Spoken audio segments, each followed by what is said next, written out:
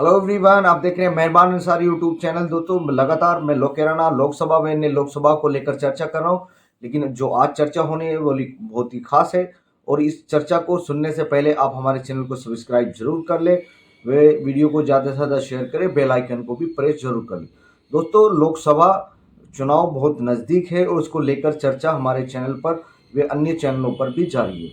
तो कैराना लोकसभा व अन्य लोकसभाओं में काफ़ी गंभीर माहौल देखने को मिल रहा है। हालांकि कैराना लोकसभा में गठबंधन में बीजेपी से कई प्रत्याशी सामने आ रहे हैं, लेकिन जो तीन सबसे खास प्रत्याशी हैं मैं उनके बारे में आज आपसे चर्चा करने वाला हूं। जो तीन उम्मीदवार हैं वो काफ़ी लोकप्रिय हैं और उनकी पहचान पूरे लोकसभा में है और उनको लेकर काफ़ी सारी चर्चाएं लोकसभा में चल रही हैं, कैराना लोकसभा में।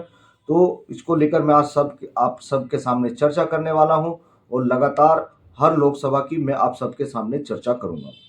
तो दोस्तों, सबसे पहले मैं नाम लेता हूं कैराना लोकसभा की सबसे लोकप्रिय प्रत्याशी इकरा हसन का।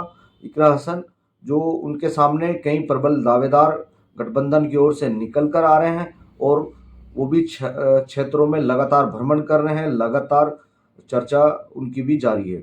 तो कैराना लोकसभा में सबसे पहले जो नाम था इकरा हसन का, वो अपने क्षेत्र में और लोगों के बीच काफ़ी लोकप्रिय है। वो भी लगातार फील्ड वर्क कर रहे हैं और उसी कड़ी में नवाजिश आलम लगातार वो भी टिकट के दावेदारी कर रहे हैं और लगातार वो विरोध भी जता रहे हैं। इस और लगातार विरोध भी जता रहे हैं। कई कार्यक्रमों में उन्होंने साफ कहा है कि कैंडिडेट लोकदल का ही होगा, लोकदल के निशान पर यहाँ पर चुनाव लड़ा जाएगा। लेकिन कैराना लोकसभा की अगर हम बात करें तो कैराना लोकसभा में इकरा हसन के नाम पर लगभग सहमति बन गई है। कैराना से इकरा हसन का टिकट फाइनल होने की पूरी पूरी संभावना है। वहीं नवाजिश आलम भी लगातार क्षेत्र में भ्रमण कर रहे हैं, लगातार घूम रहे हैं और फील्ड वर्क भी वो कर रहे हैं। वहीं इसी कड़ी में प्रोफेसर सुधीर पवार भी लगातार लोगों के बीच पहुंच रहे हैं और लोगों को संदेश दे रहे हैं। और ज़्यादातर लोग भ्रमित इस बात को लेकर हैं, प्रत्याशी होगा कौन। भाई, प्रत्याशी तो देखो सभी लोग अपनी अपनी उम्मीद रखते हैं कि मेरा टिकट होगा, लेकिन लोगों से की अगर एक्सपर्ट की राय ली जाए तो लोग तय करते हैं कि वो किसको चुनते हैं। ये तो बात तो हुई नेताओं की। और वहीं पर इंदर सेन भी अपना इस कैराना लोकसभा सीट पे समाजवादी पार्टी से दावा ठोक रहे हैं और लगातार वो भी लोगों के बीच पहुंच रहे हैं।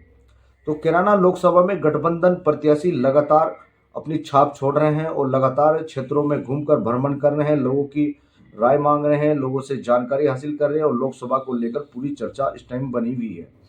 और वहीं हम बात करें कैराना से बीजेपी की, तो बीजेपी से वर्तमान में जो सांसद हैं प्रदीप चौधरी गंगो से आते हैं और वो पहली बार सांसद चुने गए थे। 2012 में वो कांग्रेस से विधायक बने, उसके बाद वो बीजेपी में आ गए, फिर विधायक बने। 2019 में उन्हें कैराना लोकसभा से टिकट हुआ और कैराना लोकसभा से वो सांसद चुने गए। लेकिन इस बार कैराना लोकसभा में उनका विरोध काफ़ी देखने को मिल रहा है और लोगों के बीच चर्चा है कि वो नहीं आते, कहीं भी मतलब नहीं आ रहे हैं और उसकी चर्चा कर रहे हैं। उनका समाज भी, वे अन्य एक्सपर्ट भी उनकी सलाह कर रहे हैं कि वो क्षेत्र में भ्रमण नहीं करते और क्षेत्र में बिल्कुल भी नहीं आते। तो कैराना लोकसभा से जो बीजेपी से सांसद के दावेदार अब की बार कैराना लोकसभा से प्रदीप चौधरी, और उसकी इसी कड़ी में अगर हम बात करें तो स्वर्गीय बाबू हुकम सिंह जी कैराना के आन बान शान रहे और कैराना से 7 बार विधायक, वे एक बार सांसद, वे मंत्री भी रहे, विधानमंडल के नेता भी रहे बाबू हुकम सिंह जी।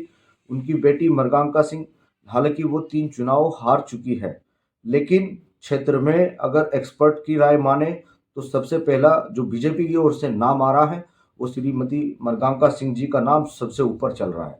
एक्सपर्ट बता रहे इस बार मृगांका सिंह जी का टिकट एकदम बिल्कुल फाइनल है और सूत्रों के हवाले से भी यही खबर है, मृगांका सिंह का टिकट एकदम बिल्कुल फाइनल माना जा रहा है। तो मृगांका सिंह सबसे बड़ा चेहरा बन सकती है इस बार 2024 लोकसभा चुनाव में और लगातार वो भी जनता के बीच बनी हुई है, टिकी हुई है और लगातार वो भी क्षेत्रों में भ्रमण कर रही है। तो लोग एक्सपर्ट जो बता रहे हैं कि उनका नाम सबसे ऊपर है और इस कड़ी में सबसे प्रबल दावेदार कैराना लोकसभा में बीजेपी से श्रीमती मृगांका सिंह है।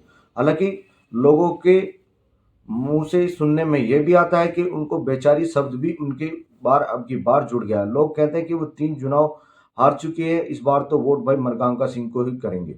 क्योंकि उनको भी पार्लियामेंट भेजना है। तो दोस्तों, तीसरा जो कैंडिडेट है बीजेपी से, मैं उसको लेकर भी चर्चा करता हूँ। वो भी लगातार क्षेत्र में घूम रहे हैं और काफ़ी मेहनत वो भी कर रहे हैं। तो मैं जिक्र कर रहा हूँ कैराना से मनीष चौहान, जो उनके पिताजी एमएलसी फिलहाल हैं और पूर्व मंत्री भी रहे कई सरकारों में, और लगातार वो किसी न किसी पद पर विराजमान रहते हैं।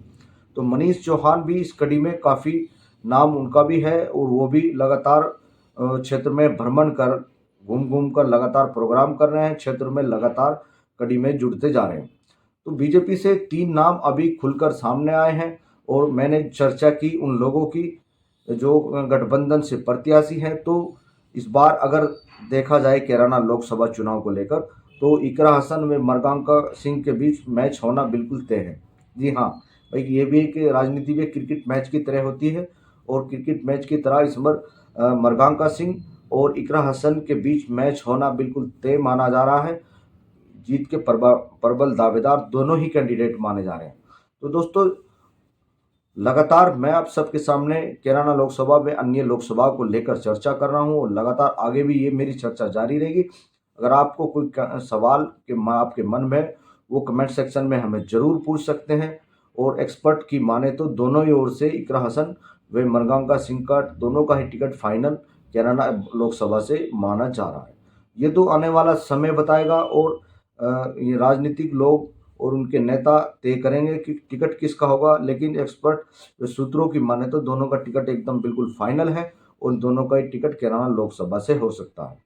तो इसी कड़ी में लगातार हम चर्चा जारी रहेंगे। अगर आपके मन में कोई सवाल या कोई बात आ रही हो, तो वो हमें कमेंट सेक्शन में ज़रूर पूछ सकते हैं। लगातार आप हमारे चैनल के माध्यम से हमारे साथ जुड़ रहे हैं, मैं सबका आभारी हूँ। और आप ऐसे ही जुड़े रहिएगा, ऐसे ही प्यार करते रहिएगा, और वीडियो को हमारी ज़्यादा से ज़्यादा शेयर करेगा, ताकि मेरा हौसला बढ़े और मैं आप सबके बीच ऐसे ही अन्य बातें लेकर आप सबके सामने आता रहूँ। तो दोस्तों, लगातार बने रहिए आप हमारे चैनल के साथ। जल्द लौटेंगे नई कहानी नई बात के साथ। धन्यवाद।